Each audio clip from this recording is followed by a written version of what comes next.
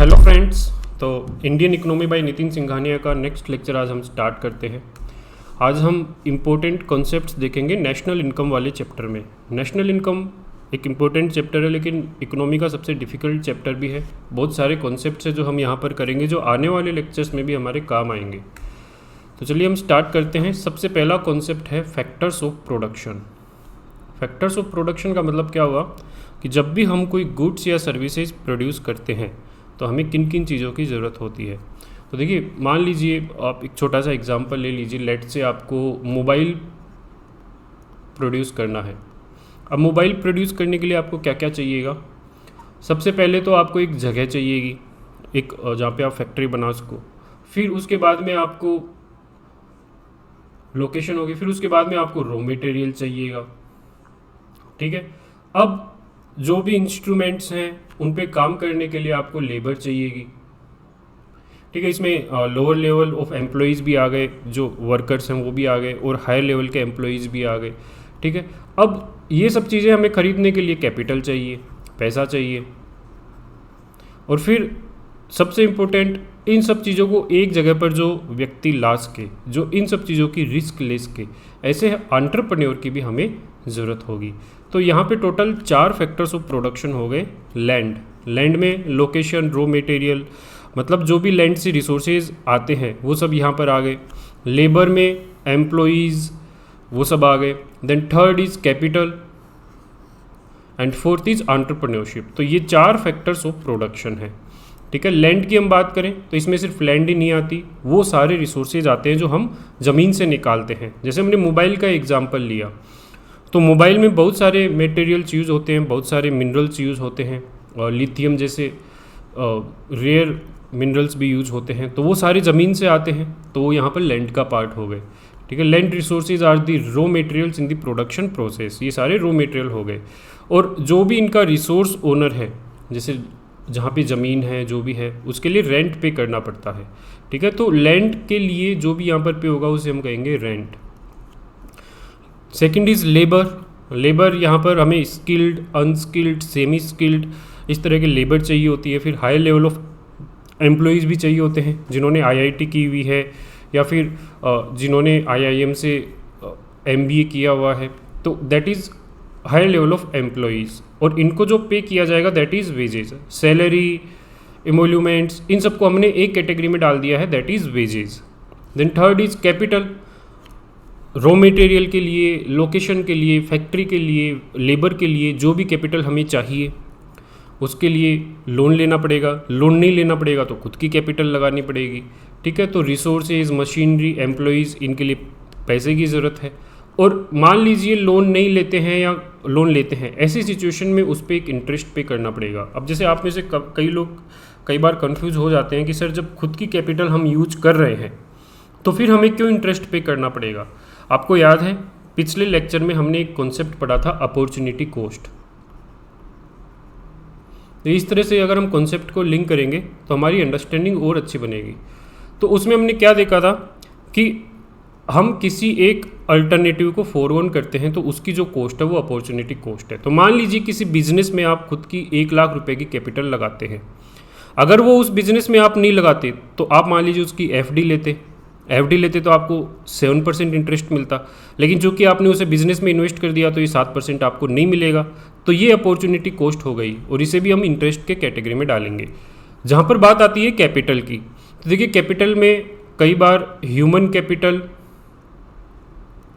और social capital को भी इंक्लूड किया जाता है। ह्यूमन कैपिटल का मतलब क्या हो गया, पढ़े लिखे लोग। मतलब ह्यूमन कैपिटल का मतलब क्वांटिटी से नहीं है, क्वालिटी से है, कि आपके पास जो एम्प्लॉयज़ है, जो स्टाफ है, वो कितना सक्षम है। It is not about quantity, it is about quality. Then social capital का मतलब क्या है, लोगों में आपस में बॉन्डिंग कैसी है। जैसे आप गाँव में जाते हैं तो गाँव में आप देखेंगे सोशल कैपिटल अच्छी होती है। वहाँ पे लोग एक दूसरे के साथ मिलकर रहते हैं, एक दूसरे को कोऑपरेट करते हैं। जबकि अर्बन एरियाज़ में कई बार क्या सिचुएशन होती है, हम पड़ोसी को भी नहीं जानते, इसलिए कहा जाता है कि वहाँ पर पुअर सोशल कैपिटल है। तो सोशल कैपिटल का मतलब हो गया एक तरह से bonding, inter relationship. Reciprocity among the people, तो ये सब सोशल कैपिटल का पार्ट हो गए। तो इनको भी कई बार कैपिटल में इंक्लूड किया जाता है, क्योंकि अगर किसी कंपनी के पास ह्यूमन कैपिटल अच्छी होगी तो ऑब्वियस सी बात है वो अच्छी प्रोग्रेस करेगी। सोशल कैपिटल अच्छी होगी, इसका मतलब है वहाँ के स्टाफ में बहुत अच्छा कोऑपरेशन है और वो कंपनी वहाँ पर बहुत अच्छी प्रोग्रेस करेगी। देन फाइनली एंटरप्रेन्योरशिप, तो एक एंटरप्रेन्योर वो व्यक्ति है जो इन तीनों फैक्टर्स को, जो पहले हमने 3 फैक्टर्स पढ़े हैं, उनको साथ में लाता है, एक रिस्क लेता है। जैसे आपने कई बार देखा होगा कि हम कई कंपनीज के एंटरप्रेन्योर की बात करते हैं। Let's say we talk about the Ratan Tata. तो रतन टाटा क्या है? एक एंटरप्रेन्योर है। मान लीजिए कोई भी प्रोडक्ट की कंपनी खोलते हैं, लेट्स से टाटा नैनो उन्होंने स्टार्ट की, तो टाटा नैनो के लिए इन तीनों फैक्टर्स को वो साथ में लेकर आए। सो ही इज़ एन एंटरप्रेन्योर। इसमें रिस्क इन्वॉल्व होती है। जैसे कि मान लीजिए कोई आपने नई फैक्ट्री स्टार्ट की, उसमें पैसा भी लगाया, लोन भी लेकर आ गए, लेकिन वो फेल हो गई, फिर तो एक रिस्क भी होती है, और जो फ़ायदा होता है वो प्रॉफिट के रूप में बढ़ता है, प्रॉफिट के रूप में मिलता है। ठीक है, तो ये हो गए 4 फैक्टर्स ऑफ प्रोडक्शन। अगला कॉन्सेप्ट है डोमेस्टिक और इकोनॉमिक टेरिटरी। देखिए हम ये जितने भी कॉन्सेप्ट्स देख रहे हैं, ये हमें आगे नेशनल इनकम के जो कॉन्सेप्ट्स हैं, जीडीपी, जीएनपी, नेशनल इनकम, इन सब को समझने में हमारी हेल्प करेंगे। ठीक है ना, तो इसलिए कॉन्सेप्ट्स हमारे लिए समझने ज़रूरी है। ना डोमेस्टिक और इकोनॉमिक टेरिटरी, इसका मतलब क्या है? जैसे हम बात करें इंडिया की, तो हमारी कंट्री की एक पर्टिकुलर बॉर्डर है और उसमें जो भी प्रोड्यूस हो रहा है तो that is part of GDP. तो इसलिए डोमेस्टिक और इकोनॉमिक टेरिटरी को देखना ज़रूरी है। तो it is geographical territory administered by the Indian government. अब जैसे मान लीजिए लेट से श्रीलंका है, तो क्या श्रीलंका पे इंडियन गवर्नमेंट का रूल है? श्रीलंका पे इंडियन गवर्नमेंट का रूल नहीं है, वहाँ पे वहाँ की गवर्नमेंट की चलती है, तो वो हमारी डोमेस्टिक टेरिटरी का पार्ट नहीं हुआ। ठीक है, तो जहाँ पे पर्सन्स, गुड्स, कैपिटल, इनको सर्कुलेट करने में इंडियन गवर्नमेंट की चलती है या इंडियन गवर्नमेंट एडमिनिस्टर करती है। अब फॉरेन एम्बेसी जो इंडिया में लोकेटेड है वो इस डोमेस्टिक टेरिटरी का पार्ट नहीं है, जबकि हमारी जो एम्बेसीज़ हैं फॉरेन कंट्रीज़ में, लेट्स से इंडिया की एम्बेसी है यूएसए में, इंडिया की एम्बेसी है इराक में, इंडिया की एम्बेसी है अफगानिस्तान में, तो वो सब डोमेस्टिक और इकोनॉमिक टेरिटरी का पार्ट बनेंगे। तो कोई भी मिलिट्री एस्टेब्लिशमेंट है, कॉन्सुलेट्स है, एम्बेसीज़ हैं जो फॉरेन कंट्री में लोकेटेड हैं, वो हमारी डोमेस्टिक टेरिटरी का पार्ट होंगे। ऐसे ही मान लीजिए कोई वेसल है, शिप है, एयरक्राफ्ट है जो फॉरेन में गया हुआ है लेकिन इंडियन कंपनी को बिलोंग करता है। Let's say air India, air India Indian company है, इसकी कोई फ़्लाइट इंडिया से जर्मनी गई तो ये डोमेस्टिक टेरिटरी का पार्ट होगी। और लेट्स से एयर इंडिया की कोई फ़्लाइट इंग्लैंड से फ्रांस ट्रेवल करती है। अब आप इसमें कहेंगे कि इसमें तो दोनों ही कंट्री इंडिया नहीं है, लेकिन इसके बावजूद भी जो एयरप्लेन है वो किससे बिलोंग करता है, किसको बिलोंग करता है? एयर इंडिया को। तो still that will be part of domestic और इकोनॉमिक टेरिटरी। ठीक है, तो डोमेस्टिक और इकोनॉमिक टेरिटरी आपको समझ में आ गया होगा। जो भी हमारी कंट्री की बॉर्डर्स में आता है वो हो गया डोमेस्टिक और इकोनॉमिक टेरिटरी का पार्ट। लेकिन इसके अलावा अगर कोई फॉरेनर एम्बेसी है तो वो इसका पार्ट नहीं होगी, लेकिन इंडियन एम्बेसी अब्रोड है तो वो इसका पार्ट होगी। और ऐसे ही कोई इंडियन कंपनी का कोई एरोप्लेन हो गया, कोई भी चीज़ जो बाहर फंक्शन कर रही है वो भी डोमेस्टिक या इकोनॉमिक टेरिटरी का पार्ट होगा। लेट्स से रतन टाटा की हम अगेन बात करते हैं, तो टाटा जी की जितनी भी कंपनियां बाहर काम कर रही हैं वो यहाँ पे अगर इंडिया से ऑपरेट हो रही हैं तो that will be part of domestic और economic territory. Market price is the price that a consumer pays for the product while purchasing it from the sellers.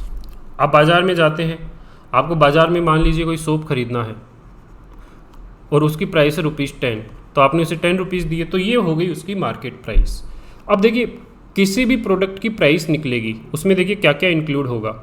उसमें रॉ मटेरियल, लैंड से related factors include होंगे, उसमें labour include होगी, उसमें capital पे जो interest लगता है वो इंक्लूड होगी, उसमें एंटरप्रेन्योर का प्रॉफिट जिसमें कंपनी का प्रॉफिट, उस दुकानदार का प्रॉफिट भी इंक्लूड होगा।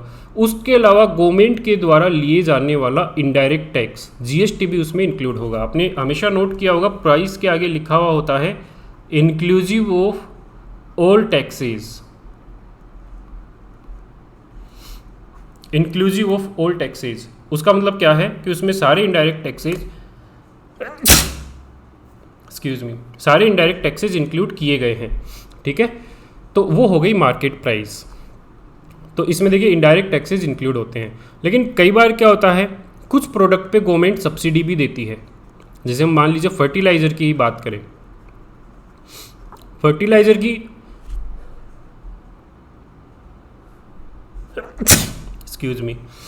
फर्टिलाइज़र की हो सकता है कि जो प्रोडक्शन कॉस्ट है वो 1000 रुपीज़ है, लेकिन गवर्नमेंट ने इस पर 200 रुपये की सब्सिडी दे दी, तो अब इसकी प्राइस कितनी हो गई 800, मार्केट प्राइस कितनी हो गई 800। तो यहाँ पर देखिए दो कॉन्सेप्ट आते हैं, फैक्टर कॉस्ट या फिर जिसे हम कह सकते हैं फैक्टर कॉस्ट ऑफ प्रोडक्शन, दूसरी होती है मार्केट प्राइस। फैक्टर कॉस्ट में 4 चीज़ें आएंगी, एक तो रेंट आ जाएगा लैंड से, लेबर का वेजेज आ जाएगा, कैपिटल पे इंटरेस्ट आ जाएगा और एंटरप्रेन्योर का प्रॉफिट आ जाएगा। मार्केट प्राइस में क्या होगा, इसमें इनडायरेक्ट टैक्सेस इंक्लूड हो जाएंगे, लेकिन सब्सिडी रिड्यूस हो जाएगी, क्योंकि जो भी गवर्नमेंट ने सब्सिडी दी है उससे मार्केट प्राइस कम हो जाएगी। लेट्स से यही साबुन है, इस साबुन पे सरकार ने 2 रुपये की सब्सिडी दे दी, तो लोगों को कितने रुपए देने पड़ेंगे, सिर्फ 8 रुपये, ठीक है। तो यहाँ पे हम फैक्टर कॉस्ट और मार्केट प्राइस इन दोनों में डायरेक्ट रिलेशन समझ सकते हैं। अगर हमें फैक्टर कॉस्ट दी हुई है तो मार्केट प्राइस निकालने के लिए हम इनडायरेक्ट टैक्सेस जोड़ देंगे और सब्सिडी घटा देंगे, और इसका रिवर्स, अगर हमें मार्केट प्राइस दी हुई है तो अब हम क्या करेंगे, उसमें इनडायरेक्ट टैक्सेस को तो हम घटाएंगे और सब्सिडी को हम जोड़ेंगे, तो हमारे पास क्या आ जाएगी, फैक्टर कॉस्ट ऑफ प्रोडक्शन, ठीक है। तो देखिए अगला कॉन्सेप्ट है फैक्टर कॉस्ट का। फैक्टर कॉस्ट क्या हो गई, किसी भी प्रोडक्ट को प्रोड्यूस करने में जो कॉस्ट लग रही है उसे हम फैक्टर कॉस्ट ऑफ प्रोडक्शन कहेंगे।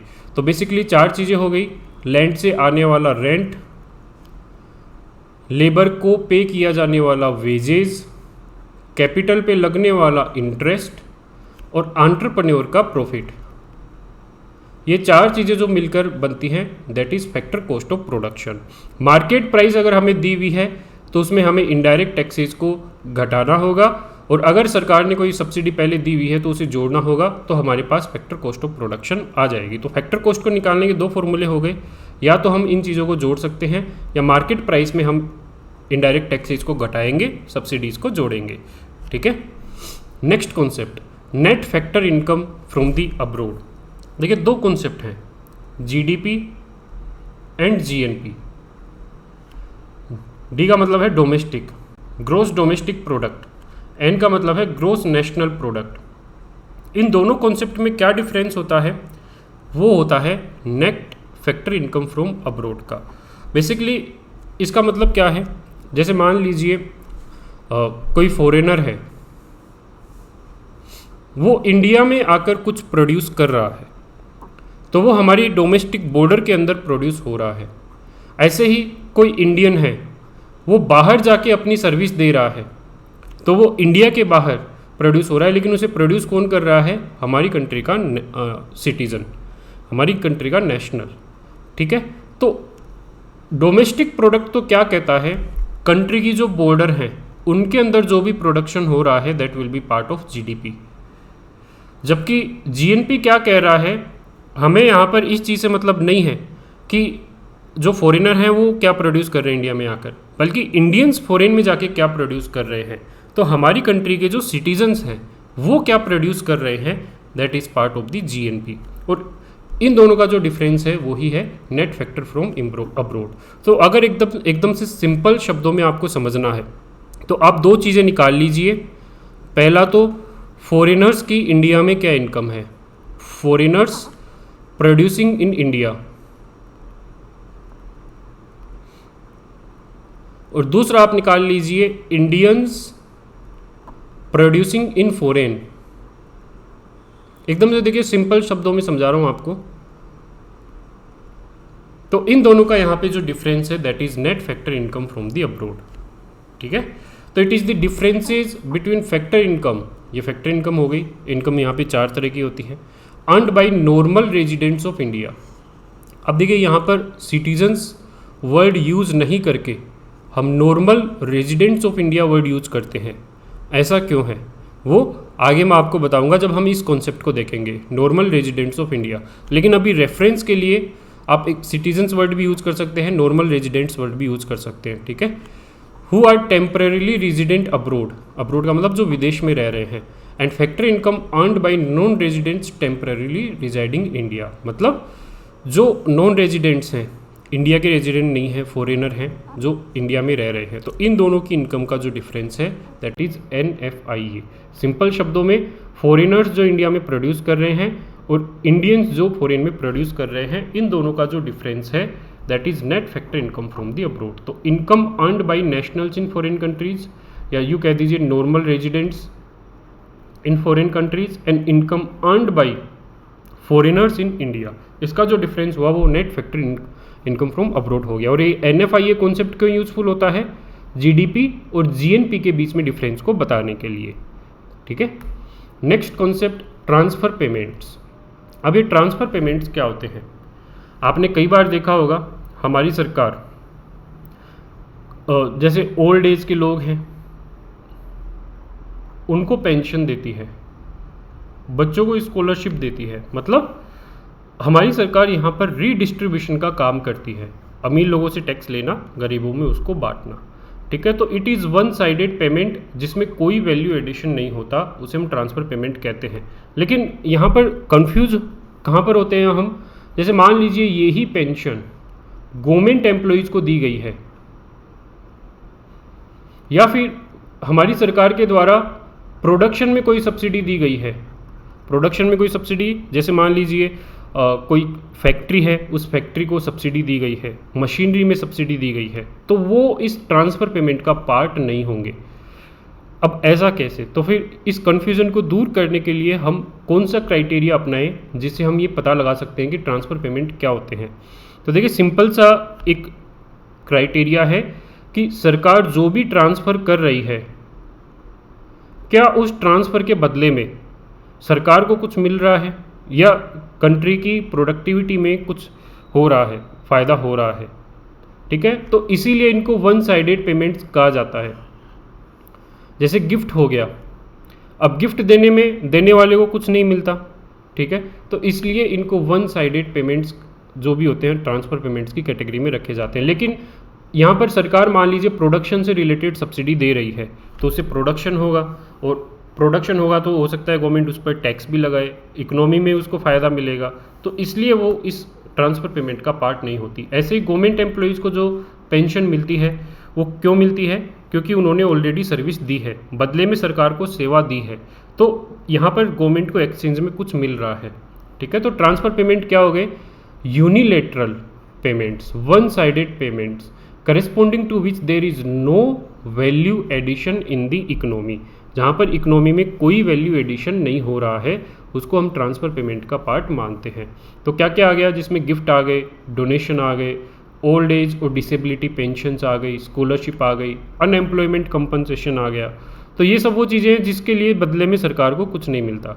लेकिन सब्सिडीज़ एक्सपोर्टर्स को, फार्मर्स को, मैन्युफैक्चरर्स को जो दी जाती है वो इसका पार्ट नहीं है, क्योंकि ये जो सब्सिडी है ये प्रोडक्शन में इंक्लूड होगी, इससे प्रोडक्शन बढ़ेगा, जिससे गवर्नमेंट को टैक्स भी मिलेंगे, इससे वैल्यू एडिशन भी हो रहा है, ठीक है। पेंशन जो रिटायर्ड एम्प्लॉयज़ को मिलती है क्योंकि इन्होंने ऑलरेडी सरकार को सेवा दी हुई है, इसलिए ये यहाँ पर ट्रांसफ़र पेमेंट का पार्ट नहीं होते। अब ट्रांसफ़र पेमेंट क्यों ज़रूरी है? क्योंकि इसे नेशनल इनकम में इंक्लूड नहीं किया जाता है, लेकिन पर्सनल इनकम में इनको इंक्लूड किया जाता है और ये टैक्सेबल भी कई बार होते हैं। तो ये जो पर्सनल इनकम का कॉन्सेप्ट है ये हम अगले चैप्टर में देखेंगे जब हम GDP GNP को डिस्कस करेंगे। Capital output ratio. Know what is capital output ratio? This is very important. देखिए मैं आपको इसको एक एग्जांपल से समझाता हूँ। दो चीज़ें हैं यहाँ पर, पहले तो हम उनको समझते हैं, कैपिटल क्या होती है और आउटपुट क्या होता है। कैपिटल का मतलब तो हम सब लोग जान ही गए, फिजिकल कैपिटल, जितना पैसा आप लगा रहे हैं वो हो गई कैपिटल। और आउटपुट का मतलब क्या हो गया? हम कितनी यूनिट्स प्रोड्यूस कर रहे हैं।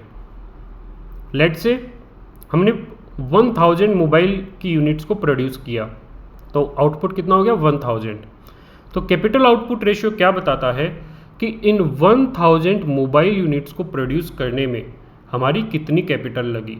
लेट्स से 1 लाख कैपिटल हमारी लगी और हमने 1000 यूनिट्स को प्रोड्यूस किया, तो कैपिटल आउटपुट रेशियो क्या हो जाएगा? कैपिटल डिवाइडेड बाई आउटपुट, मतलब हर यूनिट को प्रोड्यूस करने में कितने रुपए लग रहे हैं, ₹100। दैट इज और कैपिटल आउटपुट रेशियो। तो कैपिटल आउटपुट रेशियो क्या हो गया, किसी भी यूनिट को प्रोड्यूस करने में, यूनिट्स या आउटपुट को प्रोड्यूस करने में कितनी कैपिटल लग रही है। ठीक है, अब आपसे मेरा एक क्वेश्चन है, कैपिटल आउटपुट रेशियो अगर ज़्यादा होगा तब अच्छा है या लोअर होगा तब अच्छा है। लॉजिकली सोचिएगा, कैपिटल यहाँ पे ऊपर है और आउटपुट यहाँ पे नीचे है, ठीक है, न्यूमरेटर है। तो आप एक बार सोचिएगा, कैपिटल आउटपुट रेशियो अगर ज़्यादा होगा तो अच्छा है या कम होगा तो अच्छा है। ये अगर कम होगा तो अच्छा है। कैसे, देखिए 1,00,000 रुपये लगे 1000 यूनिट्स को प्रोड्यूस करने में। ठीक है, अब मान लीजिए 1,00,000 की जगह सिर्फ 50,000 रुपये लगते हैं 1000 यूनिट्स को प्रोड्यूस करने में, तो कैपिटल आउटपुट रेशियो कितना आएगा, सिर्फ 50 का। मतलब यूनिट अभी भी 1000 ही प्रोड्यूस हो रही है, लेकिन कैपिटल पूरी आधी हो गई, तो कैपिटल आउटपुट रेशियो कम हो गया। ठीक है, तो जितना कम ये होगा उतना ही बढ़िया रहेगा और उतना ही हमारी प्रोडक्शन की एफिशिएंसी को जाना जाएगा। ठीक है, तो हायर दी रेशियो, अगर ये रेशियो ज़्यादा होता है इसका मतलब ज़्यादा कैपिटल की ज़रूरत है और एफिशिएंसी कम है। ठीक है, and vice versa. Thus low capital output ratio is always desired. अब आगे है incremental capital output ratio. Incremental word यहाँ पर इसका मतलब क्या है, लेट्स से पहली 1000 यूनिट्स को प्रोड्यूस करने में हमारी 1 लाख की कैपिटल लगती है। ठीक है, लेकिन टोटल 2000 यूनिट्स को प्रोड्यूस करने में हमारी 1.5 लाख की कैपिटल ही लगती है। क्योंकि आपने कई बार सुना होगा कॉस्ट में 2 कॉन्सेप्ट होते हैं, एक तो फिक्स्ड कॉस्ट, एक वेरिएबल कॉस्ट। फिक्स्ड कॉस्ट एक बार लगती है सिर्फ, तो हो सकता है 2000 यूनिट्स को प्रोड्यूस करने में सिर्फ 1.5 लाख रुपए लगते हैं। तो एडिशनल यूनिट कितनी है, एडिशनल यूनिट है 1000 और एडिशनल कैपिटल कितनी लग रही है, only 50,000 out of 1.5 lakh minus 1 lakh. ठीक है, तो यहाँ पर इसका क्या है कैपिटल आउटपुट रेशियो, सिर्फ 50। तो इट इज़ ICOR कि जो एडिशनल यूनिट्स प्रोड्यूस करने के लिए जो एडिशनल कैपिटल लगी है उसका जो रेशियो है that is incremental capital output ratio. Next concept, types of goods. Again मैं आपको इसको एक एग्जांपल से समझाता हूँ। ठीक है, ये एग्जांपल आपने कई बार देखा होगा मेरे से। एक फार्मर है, उसने वीट प्रोड्यूस किया। ठीक है, या तो ये वीट क्या होगा, हम लोगों के घरों में खाने में चला जाएगा, हम लोग इसे कंज्यूम कर लेंगे और इसकी चपातियाँ बनाकर, या फिर यही वीट कहाँ चला जाएगा, मैं लिख देता हूँ यहाँ पर, रोटियाँ बनाकर हम इसकी खा लेंगे।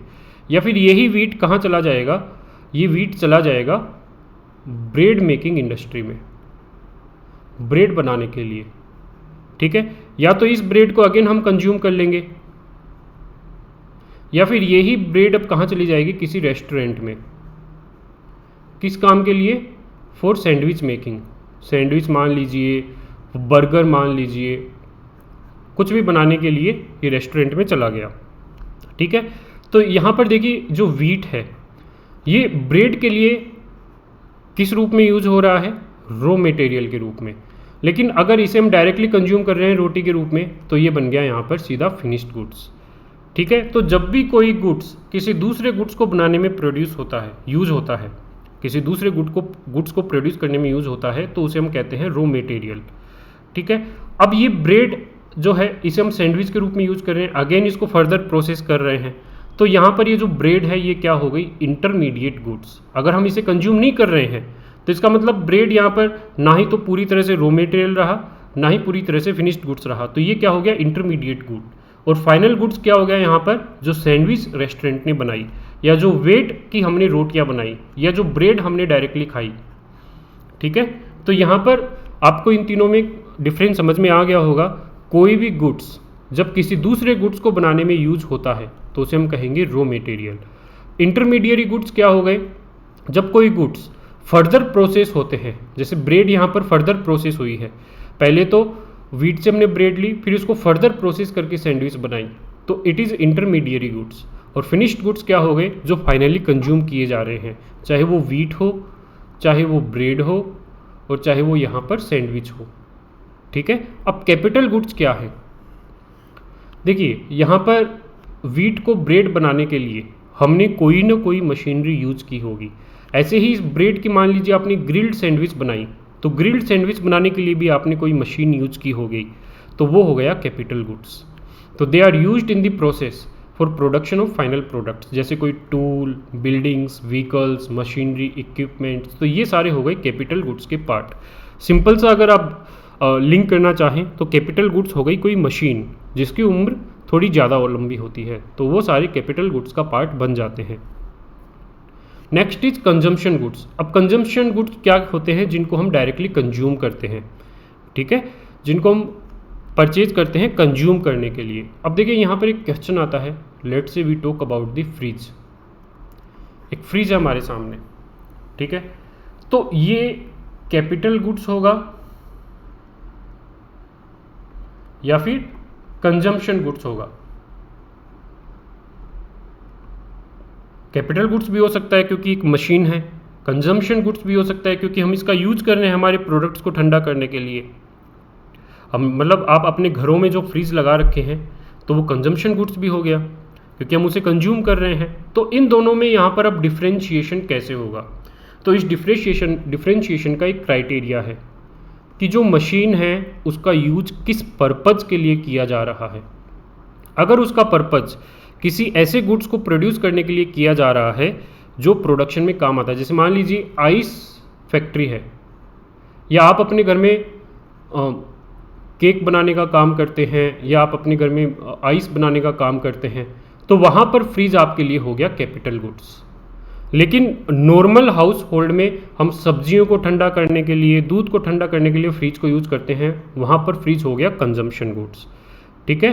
तो कैपिटल गुड्स और इंटरमीडिएट गुड्स या कंजम्पशन गुड्स, यहाँ पर इनमें सबसे बड़ा डिफरेंस क्या है कि देखिए, जब कैपिटल गुड्स की बात आती है तो वो यहाँ पर प्रोडक्शन प्रोसेस में जो कि आगे वो प्रोडक्ट सेल होगा उसके लिए यूज़ हो रहा है, लेकिन कंजम्पशन गुड्स में यहाँ पर फाइनल कंजम्पशन किया जा रहा है। हम किसी को सेल नहीं कर रहे। अगर हम सब्जी ठंडी कर रहे हैं हमारे फ्रिज में तो हम किसी को सेल नहीं कर रहे, लेकिन यहाँ पर आइस हम ठंडी कर रहे हैं तो इसे हम किसी को सेल करेंगे, ठीक है। तो goods like food and clothing, services like recreation, जो भी हम कंज्यूम करते हैं वो कंजम्पशन गुड्स का पार्ट बन जाते हैं। Capital goods are not intermediate goods. अब आपने देखा होगा कि कई बार कुछ मशीनरी हैं वो हम यूज़ कर रहे हैं, कैपिटल गुड्स हम यूज़ कर रहे हैं, जैसे ग्रिल्ड सैंडविच में हमने मशीन यूज़ की, तो वो इंटरमीडिएट गुड्स क्यों नहीं है? क्योंकि देखिए कैपिटल गुड्स प्रोडक्शन को सपोर्ट करते हैं, जबकि इंटरमीडिएट गुड खुद ट्रांसफॉर्म हो जाते हैं। यहाँ पर मैं फिर से आपको पुराने एग्जाम्पल पे लेके चलता हूँ। यहाँ पे हमने ब्रेड का एग्जाम्पल लिया था, तो ये ब्रेड यहाँ पर सैंडविच में ट्रांसफॉर्म हो गई, इसलिए इसे हमने इंटरमीडिएट गुड्स कहा, जबकि मशीन ट्रांसफॉर्म नहीं हुई है, मशीन सिर्फ इसे सपोर्ट कर रही है। Next, only final goods are considered for GDP calculation. क्यों? इसका मतलब क्या है कि जो सैंडविच है वही यहाँ पर हम जीडीपी में क्यों कैलकुलेट करेंगे, वीट और ब्रेड को क्यों नहीं? क्योंकि ये दोनों ऑलरेडी इसमें यूज हो चुके हैं। लेट से वीट की प्राइस है 100 रुपये, ब्रेड की प्राइस है 200 रुपये और सैंडविच की प्राइस है 500 रुपये। तो इस 500 रुपये में ऑलरेडी ये 100 इंक्लूडेड है, ऑलरेडी ये 200 इंक्लूडेड है।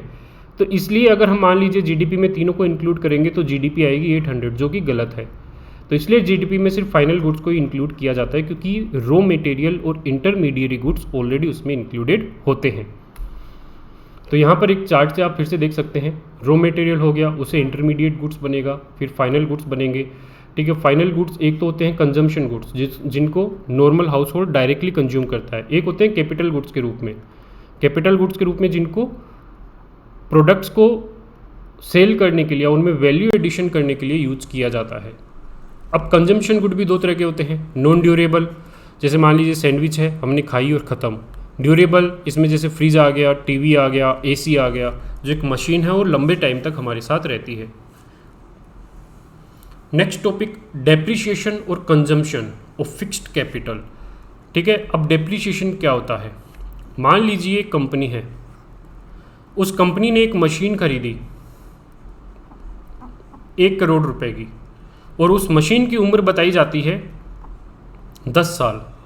देखिए आप सब लोग जानते हैं मशीन में वियर एंड टियर आता रहता है और परमानेंटली वो सर्व नहीं कर सकती, एक समय बाद मशीन की उम्र समाप्त होती है, वो मतलब काम करना बंद कर देती है।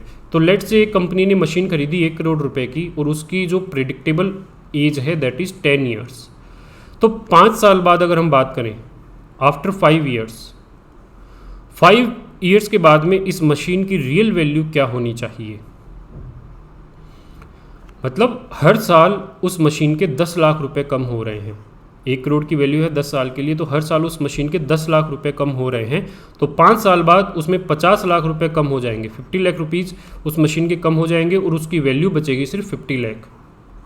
तो ये जो 50 लाख उस मशीन में कम हुआ है वियर टीयर के लिए, उसे ही हम यहाँ पर डेप्रीशिएशन कहते हैं। 8 साल बाद क्या होगा? आफ्टर 8 ईयर्स जो डेप्रीशिएशन है वो हो जाएगा 80 लाख और मशीन की वैल्यू बचेगी सिर्फ 20 लाख। तो डेप्रीशिएशन क्या हो गया?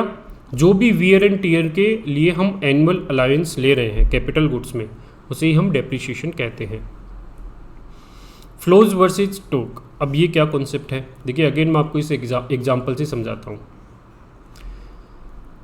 आपके पड़ोस में एक व्यक्ति रहते हैं, ठीक है, और उनकी जो नेशनल इनकम है, उनकी जो एनुअल इनकम है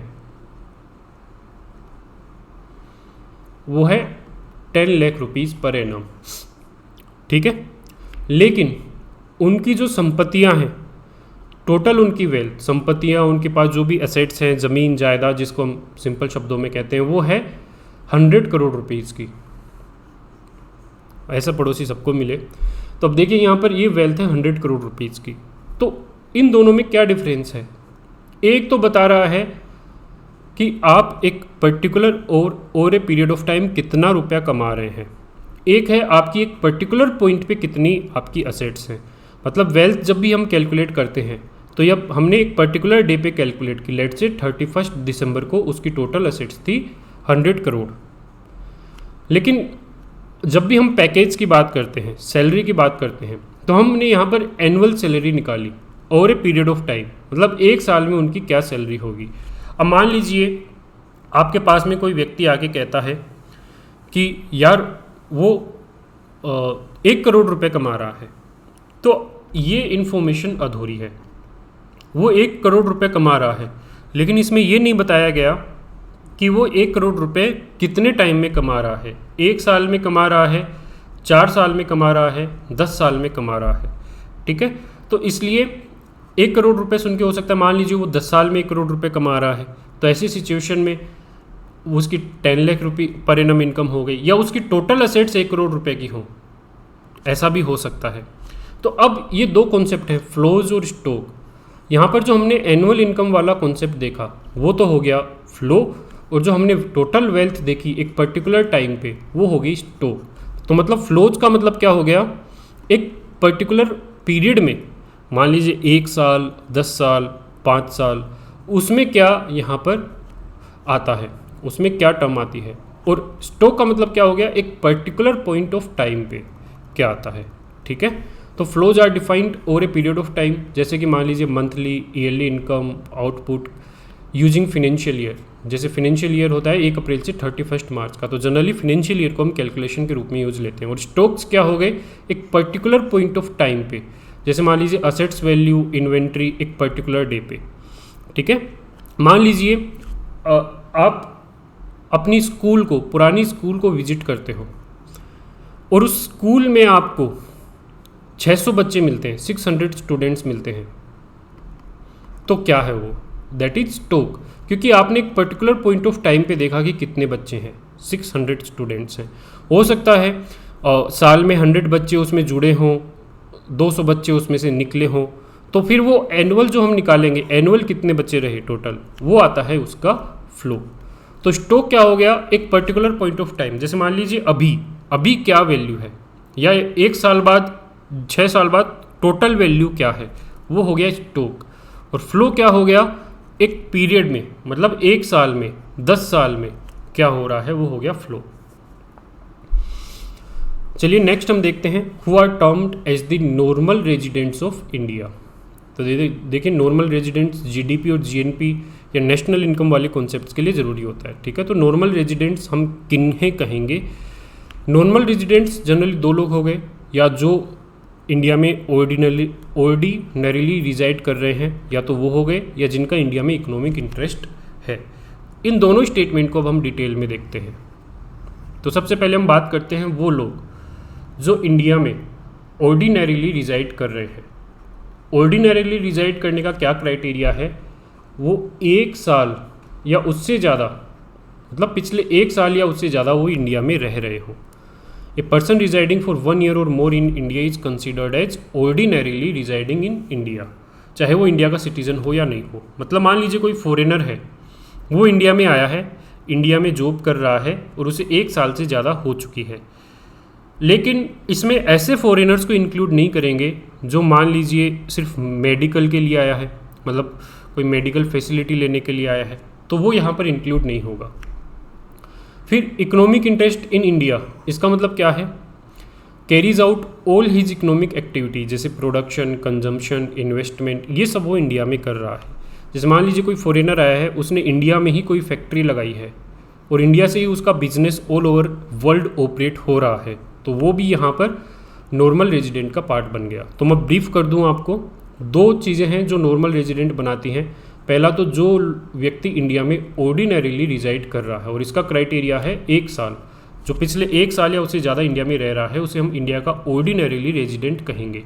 सेकंड, उसका इकोनॉमिक इंटरेस्ट इंडिया में हो, मतलब उसका मेजर जो प्रोडक्शन या कंजम्पशन जो भी सब कुछ है वो इंडिया में हो रहा है। और ये 2 क्राइटेरिया जब फुलफिल होते हैं, दोनों में से कोई भी एक, दोनों क्राइटेरिया, देखिए एंड वर्ड है, एंड का मतलब है दोनों क्राइटेरिया फुलफिल होने चाहिए।